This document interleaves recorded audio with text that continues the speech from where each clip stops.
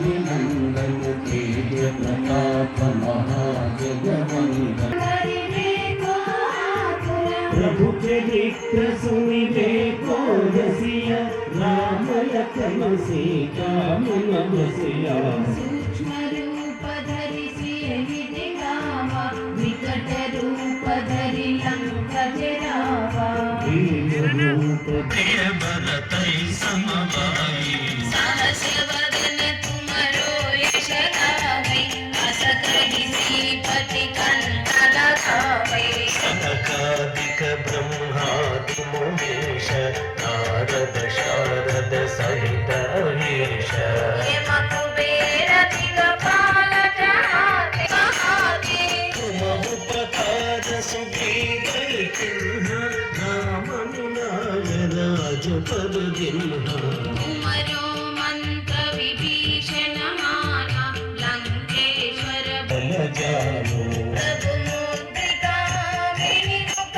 माहि तेल दिलांगे गए अचर चलाए दुर्गम काज जगति के जेते सुगम अनुहारे तुम्हारे बोधन आज्ञा बिन पैसारे सब सुकल है तुम्हारी शरण तुम रक्षक काहू को डरना शाच निकट नहीं आवे महावीर जब नाम सुनावे नासै रोग हरे सब हनुमान छुड़ावे अनत्र वचन ध्यान जो लावे सब पर राम पावे चारों युग परताप तुम्हारा है प्रसिद्ध जगत बुझियारा साधु संत के तुम रखवारे असुर निकंदन राम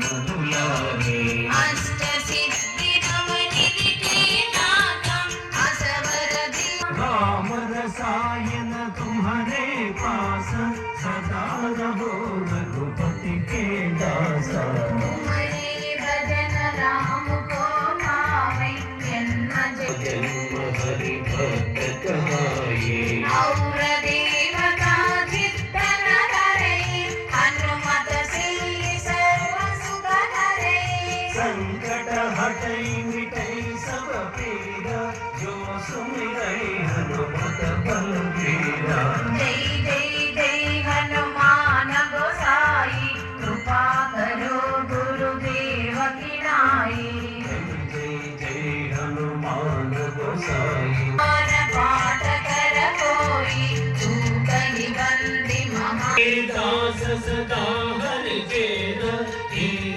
नाथ हृदय माडेरा राम लक्ष्मण जानकी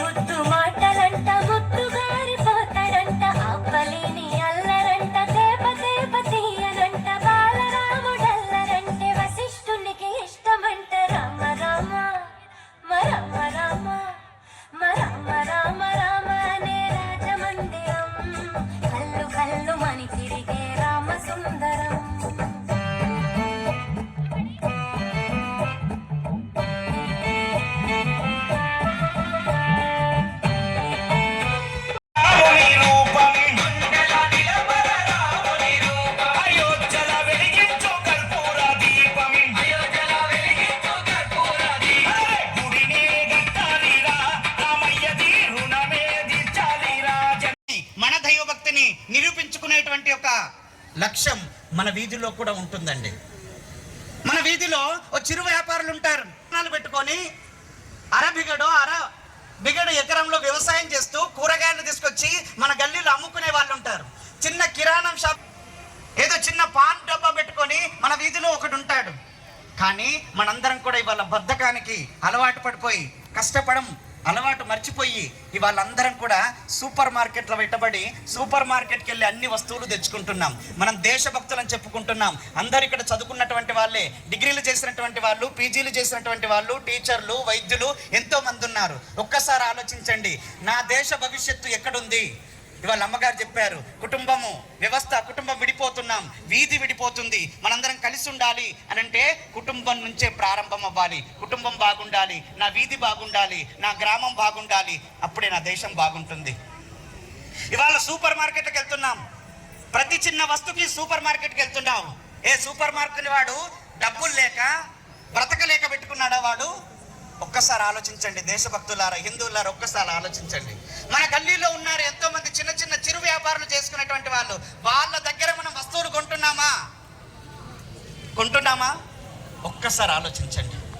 ఇవాళ మన కుటుంబం బాగుపడుతుందా, మన వీధి బాగుపడుతుందా? ఒక్కసారి ఆలోచించండి. ఇవాళ అన్య మతస్థులు కొంతమంది ముస్లిం ఏ రకంగా చూస్తున్నారు, వీడియోలో చూస్తుంటారు, ఉమ్మేసి ఏంటి ఉచ్చబోసి ఎన్నో రకాలుగా అపవిత్రం చేసినటువంటి వాటిని మనకు అమ్ముతుంటే మనం కొనుక్కుంటున్నాం.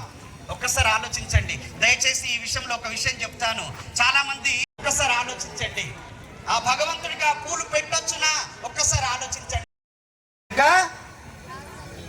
వాళ్ళ యొక్క అవకాశవాదులుగా వాళ్ళ మదర్సాలు నడిపించుకోవడానికి, వాళ్ళ మత ప్రచారం చేసుకోవడానికి వాళ్ళ జీతాలుగా చెల్లిస్తున్నాం. కాబట్టి మరి ఇవంతా ఆలోచించిన తర్వాత, విన్నటువంటి మీరందరూ హుండీలో డబ్బులు వేస్తారా?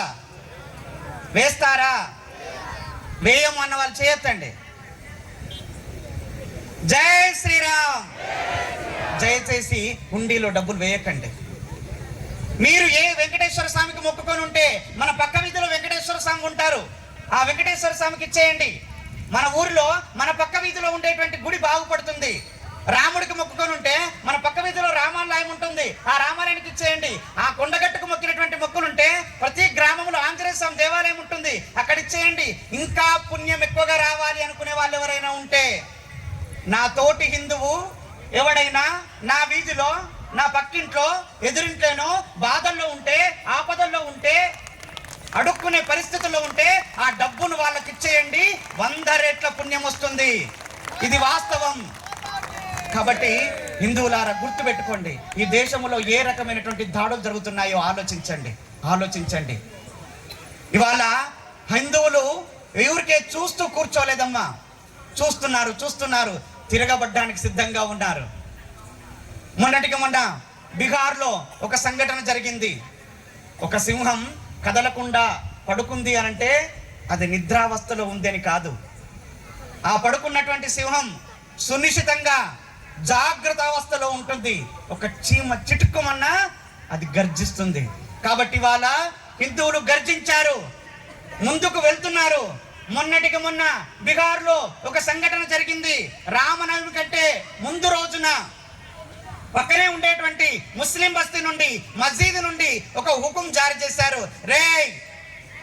రేపు శ్రీరామనవమి, మీ శ్రీరాముని యొక్క శోభయాత్ర మా వీధి గుండా, మా మస్జీద్ ముందర నుండి పోయితే జాగ్రత్త హుకుం జారీ చేశారు. రాత్రికి రాత్రి హిందువులంతా ఒక చోటికి చేరారు, కూర్చున్నారు, మాట్లాడారు, చర్చించారు. తెల్లవారింది, శోభయాత్ర ప్రారంభమైంది.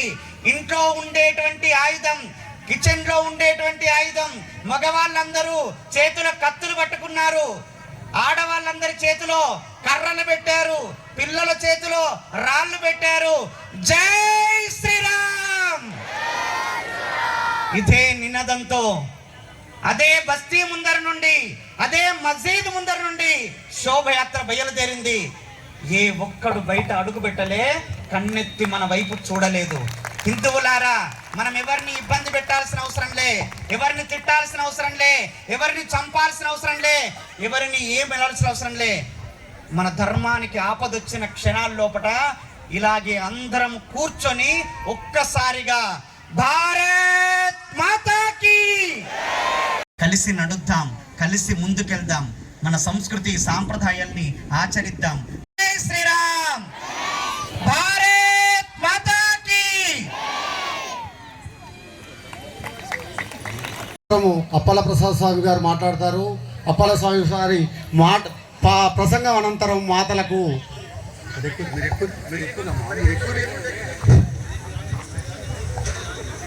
కార్యక్రమం చిట్ట చివరన భోజనము అల్పాహారం ఉంటుంది. దయచేసి అందరూ భోజన అల్పాహారము స్వీకరించి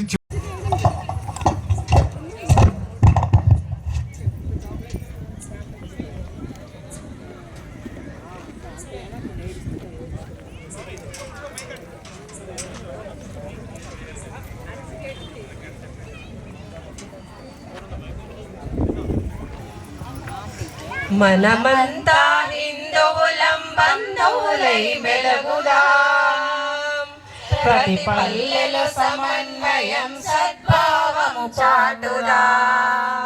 బంధువులై మెలుగుదాం, ప్రతి పల్లెలో సమన్వయం సద్భావం.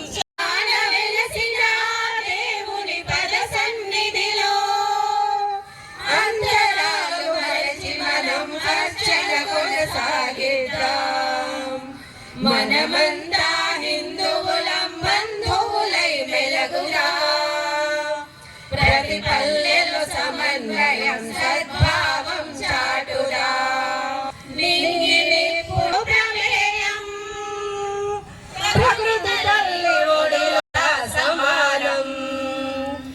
మనమంతా హిందువులం బంధువులై మెలుగుదాం, ప్రతి పల్లెలో సమన్వయం సద్భావం చాటుదాం.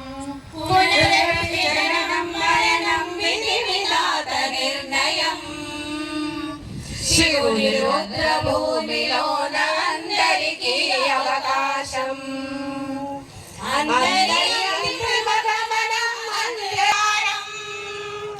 అందరాలు వదిలేద్దాం, సమరసతను సాధిద్దాం.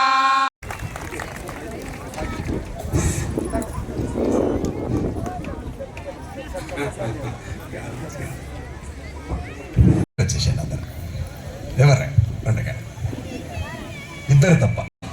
భారత్ మాతాకి. మీరు చెప్పారు చెప్పాలి, ఈ పాప చెప్పట్లేదు. నువ్వు చెప్పండి, నువ్వు భారత మాతకి జయ అన్నావా? ఈ పాప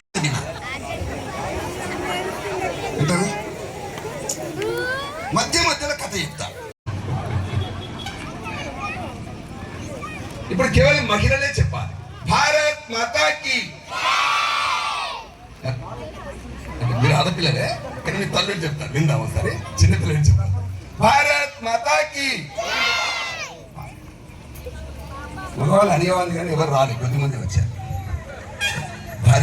భార్యలను తోలి వెళ్ళిపోయారు అందరు. ఎందుకు? భార్యలు డెన్మార్క్, స్వీడన్ పక్కనే ఉన్నటువంటి దేశాలన్నీ మైగ్రేట్ అవుతున్నాయి. ఆ దేశాల్లోకి నెమ్మదిగా జనాభా తగ్గి వాళ్ళకు ఉన్నటువంటి ఆ కుటుంబం అనేటువంటి పరిమితి తగ్గిపోయింది ఆ దేశాల్లో. ప్రపంచంలో 32 కోట్ల కుటుంబాలు, 32 కోట్ల మంది అమ్మా నాన్నలు, పిల్లలు కలిగినటువంటి ఏకైక హిందూ దేశం మన భారతదేశం. మిత్రులారా, భారతదేశం ఈ దేశంలో, మన దేశంలో 20 కోట్లు అండి. దేశంలో ఇంటర్మీడియట్, డిగ్రీ, పీజీ, పిహెచ్డి చేస్తున్న విద్యార్థుల సంఖ్య దేశంలో 40 కోట్లు. అమెరికా జనాభా 40 కోట్లు. నా దేశ యువకుల సంఖ్య 40 కోట్లు దేశంలో. ప్రపంచంలో నాతో సమానంగా ఉండేటువంటి దేశం, జనాభాలో సమానంగా ఉన్న దేశం చైనా దేశం. పిల్లలు లేరండి. క్లాప్స్ కొట్టాను. పిల్లలు లేరండి, వృద్ధులే. ఒకటి రాబోయే శతాబ్దం నా భారతీయ శతాబ్దం. ప్రపంచంలో భారతీయ శతాబ్దం. నేను పుట్టినప్పుడు అమెరికా లేదు, నేను పుట్టినప్పుడు ఇజ్రాయిల్, ఇరాకులు లేవు ప్రపంచంలో. నేను ఎవరితో మిరియాల వ్యాపారం చేశాను, నేను ఎవరు సుగంధ ద్రవ్యాల వ్యాపారాలు చేశానో, నేను ఓడలో వెళ్ళి ఏ సుదూర ప్రాంతాలు తిరిగి వచ్చి అక్కడ సంస్కృతి సంప్రదాయాల సంబంధాలు ఏర్పరుచుకున్నానో అలాంటి Assyria, Sumeria, Babylonia, Mesopotamia Egyptian సంస్కృతి, రోము సంస్కృతి, గ్రీక్ సంస్కృతి, ప్రపంచంలోని 58 సంస్కృతులు ఈ రోజు లేవు, కలగర్భంలో మిగిలిపోతే ఒకే ఒకటి మిగిలింది, హిందూ సంస్కృతి. ప్రపంచంలో మిత్రులారా, ఈ దేశాల హిందూ సంస్కృతి మిగిలింది.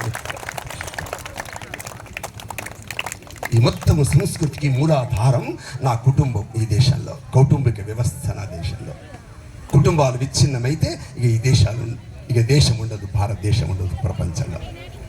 ఈ హిందూ సమ్మేళనం ఉందే, ఈ హిందూ సమ్మేళనం దేశంలో 7,50,000 గ్రామాలన్నింటినీ కూడా 2, 3, 10 కలిపి 1,00,000 హిందూ సమ్మేళనాలు, సుమారుగా 50 కోట్ల మంది హిందువులు కులం మరిచి కులాలకు అతీతంగా ఒక్క తాటి మీద నిలబడి ఇవాళ ప్రపంచంలో భారత్ మాతాకి జైనటువంటి భిన్నత్వంలో ఏకత్వాన్ని ప్రకటించే సమ్మేళనాలు దేశంలో జరుగుతున్నాయి మిత్రులారా, దేశంలో జరుగుతున్నాయి. ప్రపంచంలో ఒక దేశం ఉంది, న్యూజిలాండ్. ఆ దేశంలో అందరూ ఒకటే కలర్లో ఉంటారు, ఎర్ర ఉంటారు, అందరు ఒకటే కలర్. వాళ్ళ ఇంట్లో పొద్దున టిఫిన్ చేసినా, మధ్యాహ్నం భోజనం చేసినా, రాత్రి భోజనం చేసినా ఒకే రకమైన వంటకం, పిజ్జా, బర్గర్. గోధుమ తప్పి ఇంకోటి పండదు అక్కడ. ఇంగ్లీష్ తప్ప ఇంకొక భాష రాదు వాళ్ళకి. పరలోకం ఉన్న ఓ ప్రభువా అనే తప్ప ఇంకొక దేవుడు లేడు అక్కడ. అలాంటి న్యూజిలాండ్ నుంచి మన దేశానికి వచ్చి, కాశ్మీర్లో కన్యాకుమారి నుంచి అట్లా మొత్తం దేశమంతా ఒక 6 నెలలు తిరిగి మన జగిత్యాలకు వచ్చి ఈ ధరూర్ క్యాంపులో వేదికకి, సార్ మొత్తం తిరిగి వచ్చారు కదా, న్యూజిలాండ్ నుంచి వచ్చారు కదా, మా దేశం గురించి వచ్చి చెప్పరా అంటే ఆ న్యూజిలాండ్ వ్యక్తి చెప్తాడు. ఏమని చెప్తాడు? నేను ఇది ఒకటే దేశం అనుకున్నా, కానీ ఈ దేశంలో చాలా దేశాలు ఉన్నాయి సార్. 10,000 భాషలు, 3,500 కులాలు, కులానికి ఆచారాలు, నమ్మకాలు, సంప్రదాయాలు. కానీ గుర్తుపెట్టుకోండి, కాశ్మీర్ నుంచి కన్యాకుమారి వరకు జై శ్రీరామ్ అంటే పలికే ఏకైక దేశం భారతదేశం. జాతీయ సమైక్యత సూత్రం నా భారతదేశం. చూశారా? మీరు ఎప్పుడన్నా విన్నారా? ఇంత ప్రపంచంలో ఇద్దరు భార్యాభర్తలు పెళ్లి చేసుకుంటే ప్రపంచమంతా చూసేటువంటి సంబరాలు కలిగిన దేశం ఇవ్వండి. సీతారాముల పెళ్లి చూసే ఏకైక దేశం ప్రపంచంలో, మతాలకు అతీతంగా చూసేటువంటి దేశం అమ్మా నా భారతదేశం. ఒక పెళ్లిని ప్రపంచమంతా చూస్తుంటుంది దేశం. ఇది నా దేశం యొక్క విశేషత. ఇది నా దేశం యొక్క విశేషత. ప్రపంచంలో ఒక దేశం ఉంది, ఇండోనేషియా. అది ముస్లిం దేశం, మొత్తం ముస్లింలే ఉంటారు ఆ దేశంలో 99%. కానీ గమ్మత్ తెలిసిన, వాళ్ళ ఇళ్లలో వాళ్ళ యొక్క రాష్ట్రపతి, ప్రధానమంత్రుల యొక్క ఆఫీసుల్లో శ్రీరాముని యొక్క పట్టాభిషేకం బొమ్మ ఉంటుంది. శ్రీరాముని పట్టాభిషేకం బొమ్మ. ఒక రోజున పాకిస్తాన్ అధ్యక్షుడు ఇండోనేషియాకి వచ్చినప్పుడు, ఇండోనేషియాలో ఆ పెరేడ్ గ్రౌండ్ లో పెరేడ్ చేస్తున్నప్పుడు ఆ పెరేడ్ లో సైనికులు మాత్రమే కాదు, నిలువెత్తు ఆంజనేయుని విగ్రహం కనిపించింది. పాకిస్తాన్ ముస్లిం అధ్యక్షునికి అడిగాడు, నువ్వు ముస్లిం, నేను ముస్లిం, కానీ ఈ విగ్రహం ఇక్కడ ఎందుకుంది? ఈ ఆంజనేయుడు ఎందుకున్నాడు? మీ ఆఫీసులో రాముడు ఎందుకున్నాడు? అప్పుడు రాష్ట్రపతి చెప్పాడు, ముస్లిం ప్రధానమంత్రి చెప్పాడు, మేము గతంలో హిందువులం, తర్వాత మతం మారాం. మేము గతంలో హిందువులం, తర్వాత మతం మారాం. అంతకుముందు మేము దేవాలయాలకు వెళ్ళాం, ఇప్పుడు మసీదుకి వెళ్తున్నాం. మేము మతం మార్చుకున్నాం, కానీ రాముణ్ణి మార్చుకోలేదు, ఆంజనేయుని మార్చుకోలేదు. ఆంజనేయుని మార్చుకోలేదు. రాముడు అంటే మతము కాదు సుమా, కృష్ణుడు అంటే మతము కాదు, వేదం అంటే మతము కాదు. ప్రపంచం ఖురాన్ ముస్లింలు ఎలా ఉండాలో చెప్తుంది, బైబిల్ క్రైస్తవులు ఎలా ఉండాలో చెప్తుంది. ప్రపంచంలో ఒక పుస్తకం ఉంది, దాని పేరు బ్రిటానికా ఎన్సైక్లోపీడియా, విజ్ఞాన సర్వం.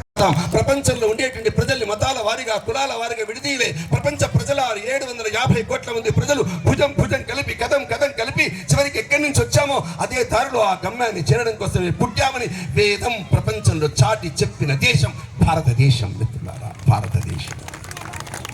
ఇప్పుడు చెప్పండి, ఈ దేశంలో పుట్టినందుకు సిగ్గుపడాలా, గర్వపడాలా? గర్వపడాలి. ఈ దేశంలో హిందువు అంటే దేశ బంధువు, జగద్బంధువు. ప్రపంచంలో హిందువు అంటే ధైర్య సాహసాలు కలిగినటువంటి గూడు ఉంది. దీపం పెట్టమ్మా అని చెప్తే మీరు రోజు దీపం, రోజు అప్పుడప్పుడు కాదు, వారం కాదు, రోజు దీపం ముట్టిస్తారు. అట్లాంటి వాళ్ళు చేతులు ఎత్తండి. రేపటి నుంచి సరేనా? ఏం పేరు? సోక్ష. చెప్పండి కొట్టే సోక్ష. ఈరోజు ఇంట్లో మన పిల్లలకి ప్రొద్దున లేచి స్నానం చేసి దీపం ముట్టించండి అమ్మా అని చెప్పకుండా మీరు